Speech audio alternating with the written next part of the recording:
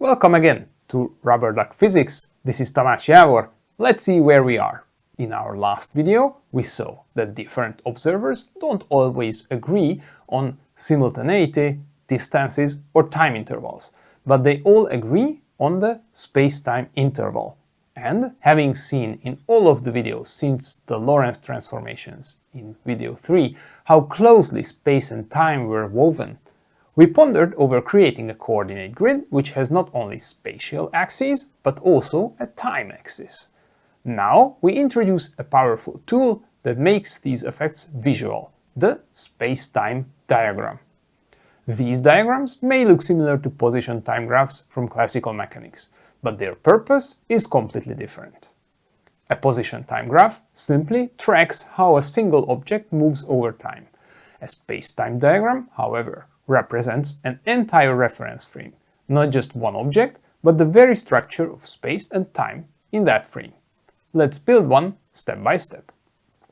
In its completeness, a space-time diagram could have 3 spatial axes plus 1 time axis, but for the purpose of introductory level studying of relativity and also not to make drawing them impossible, we'll be satisfied with 1 position axis now.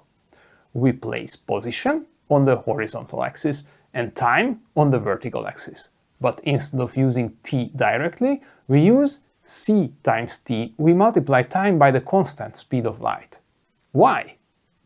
Because this keeps space and time in the same units, both measured in meters or light years. This will later make the movement of light behave simply on the diagram, but we won't explore that fully just yet. Now let's introduce a world line. A world line is simply the path an object traces through space-time. If an object is at rest in this frame, its world line is a vertical line, because its position doesn't change, only time moves forward. If an object moves at a constant velocity, its world line tilts away from the vertical, because its position is changing equally in equal times. The steeper the world line, the slower the object moves relative to this frame. The flatter the world line, the faster the object moves. Using the CT scaling of the time axis, we get that the world line of a light beam must lie at 45 degrees from the vertical. Light traveling as much in a given time interval as speed of light times that duration. Easy.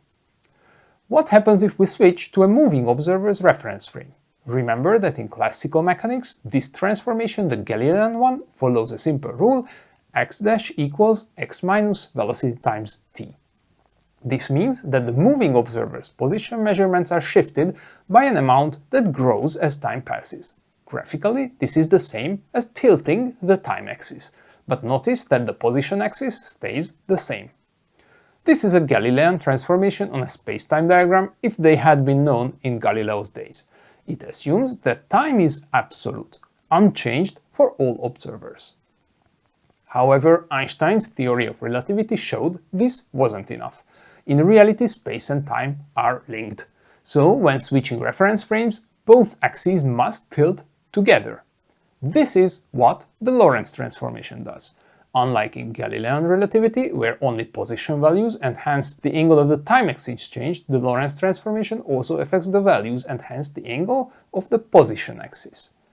Okay, the Lorentz transformation tilts the horizontal axis too, but do both axes need to tilt by the same angle? It comes down to a fundamental requirement, Einstein's second postulate. The speed of light must remain the same in all reference frames. If only the time axis tilted and the position axis stayed in place, which is the Galilean transformation, or the two axes were tilted by different angles, then different observers would disagree on the speed of light, namely the gradient of the world line of light in their reference frames. By tilting both axes by equal angles, we ensure the world line of light, or photons if you have already heard this phrase, is exactly halfway between the axes in every frame, and this way the speed of light is preserved in every frame. This tilting isn't just a visual effect. It represents the fact that space and time mix together in motion. Now let's take a closer numerical look at worldline angles. For any moving object, the angle of its world line from the vertical is given by the inverse tangent of velocity divided by the speed of light. In symbols, that's theta equals arctangent of v over c. This means that if an object moves faster, its world line tilts closer to 45 degrees. If it moves slower, the world line tilts closer to vertical.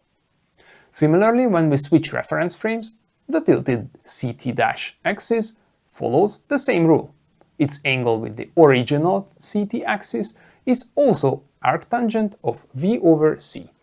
This is why the slanted axes represent motion. Just like a world line's tilt shows velocity, a tilted frame's axis shows that the entire reference frame is moving.